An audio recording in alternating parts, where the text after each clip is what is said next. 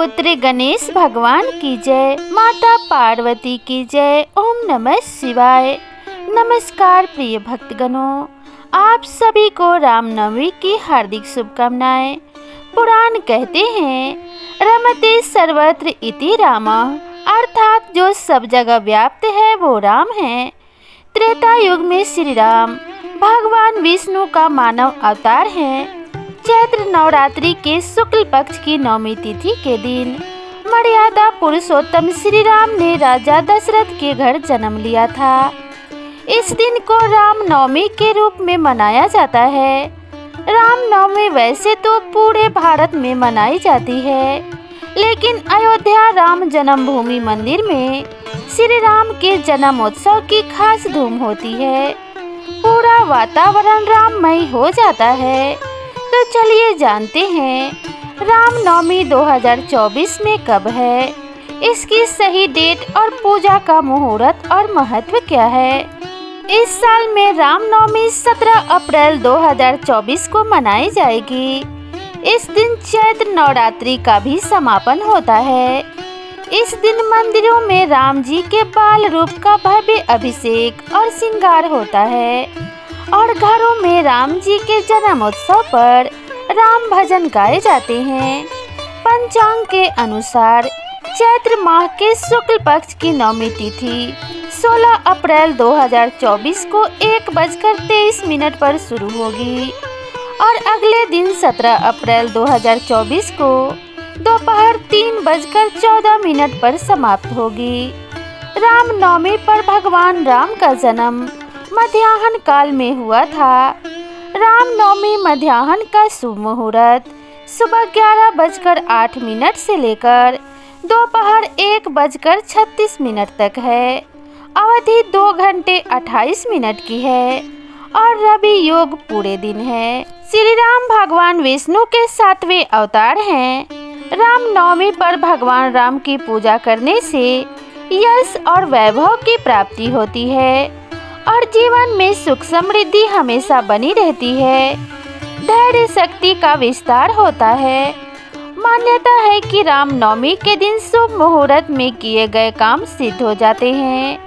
इस दिन घर में रामायण का पाठ या राम रक्षा स्तोत्र का पाठ करने से जीवन की हर चीजें अनुकूल होने लगती है और ग्रहों की अशुभता से भी राहत मिलती है। भगवान श्री राम की विधिवत पूजा करने के लिए रामनवमी के दिन ब्रह्म मुहूर्त में उठकर स्नान के बाद सूर्य देवता को तांबे के लोटे से अर्घ्य दें। भगवान राम को पीले रंग के फूल, पीले रंग के वस्त्र, चंदन आदि पूजन सामग्री चढ़ाएं। भोग में तुलसी पत्र डालकर प्रसाद अर्पित करें। श्री राम और श्री रामचरितमानस की पूजा करें। भगवान श्री राम के मंत्रों का 108 बार जाप करें। घर की छत पर ध्वजा लगाएं और फिर घर में सुंदर कांड का पाठ करें। रामनवमी पर नवरात्रि का समापन होता है। ऐसे में इस दिन हवन करना ना भूलें। परिवार सहित सभी देवी देवताओं के निमित्त हवन कुंड में आहुति दें, फिर अंत में आरती करें। पूजा के दौरान कथा सुनना ना भूलें, क्योंकि कथा के श्रवण से ही पूजा संपूर्ण माना जाता है। तो चलिए हम भगवान श्री राम के जन्म की पावन और पवित्र कथा का श्रवण करते हैं। जगत पालन करता श्री विष्णु ने अपने 7वें अवतार मर्यादा पुरुषोत्तम श्री रामचंद्र के रूप में अनेकों अविश्वसनीय और अद्भुत लीलाएं रची और अंत में प्रभु ने त्रिलोक विजेता अहंकारी रावण का संहार कर बुराई पर अच्छाई की महाविजय प्राप्त की। रामनवमी की कथा के अनुसार महाराज दशरथ ने पुत्र प्राप्ति हेतु यज्ञ आरंभ करने की ठानी। महाराज की आज्ञा अनुसार श्याम कर्ण घोड़ा चतुरंगिनी सेना के साथ छुड़वा दिया गया।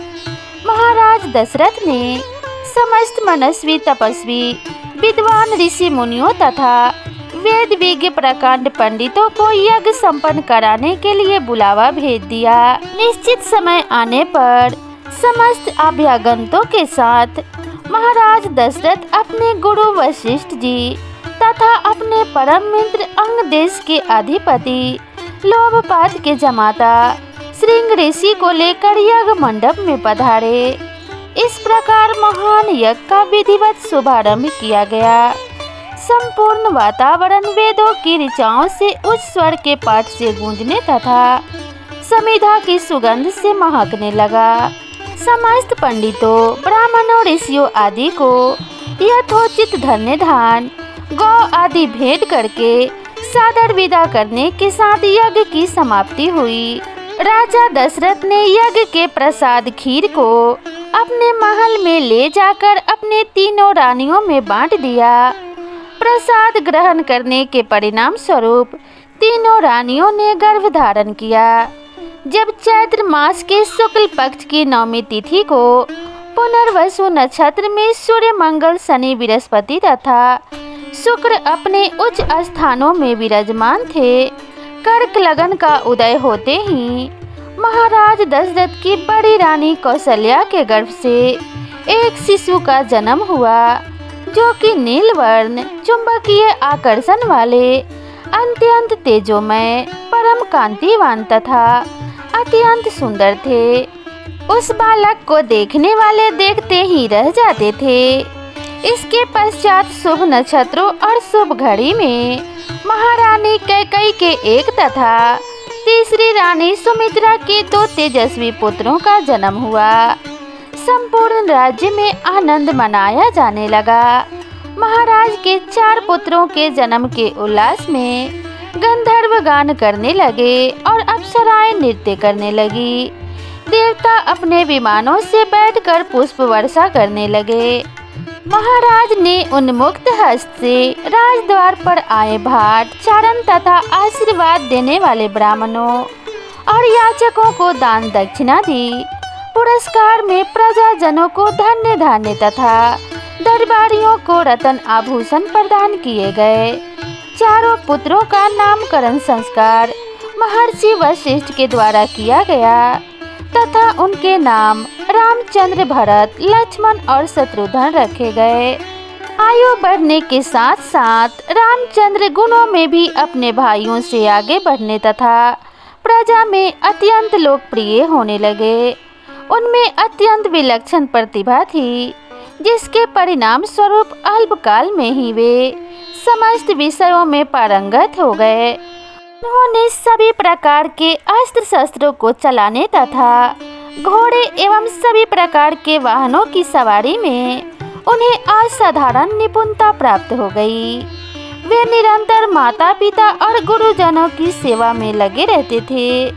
उनका अनुसरण शेष 3 भाई भी किया करते थे। गुरुजनों के प्रति जितनी श्रद्धा भक्ति इन चारों भाइयों में थी, उतना ही उनमें परस्पर प्रेम एवं सौहार्द भी था। महाराज दशरथ का हृदय अपने चारों पुत्रों को देखकर गर्व और आनंद से भर उठता था। इस प्रकार से प्रभु श्री राम का जन्म हुआ था और अंत में प्रभु श्री राम ने रावण को मारकर सत्य की स्थापना की और असत्य पे जीत प्राप्त की।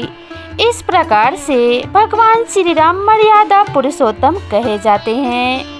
भगवान श्री राम अपनी प्रजा को अपने पुत्र एवं भाई के समान प्रेम करते थे और सभी को एक समान मानते थे। वे अपने प्रजा को बहुत ज़्यादा प्रेम करते थे और उनके दुख को दूर करना अपना प्रथम कर्तव्य समझते थे। ठीक इसी प्रकार से जो भी प्रभु श्री राम की भक्ति करता है एवं उनमें अपना ध्यान लगाता है, वे भाव सागर से पार उतर जाता है एवं उसे मोक्ष की प्राप्ति होती है। कहा जाता है कि प्रभु राम से बड़ा उनका नाम है और राम नाम जपने वाले का जीवन तर जाता है। तो विधि विधान से राम नवमी पर प्रभु श्री राम की पूजा अवश्य करनी चाहिए। प्रभु श्री राम की पूजा करने मात्र से जीवन के सभी कष्टों से छुटकारा मिल जाता है। तो प्रेम से बोलिए जय श्री राम, जय जय हनुमान।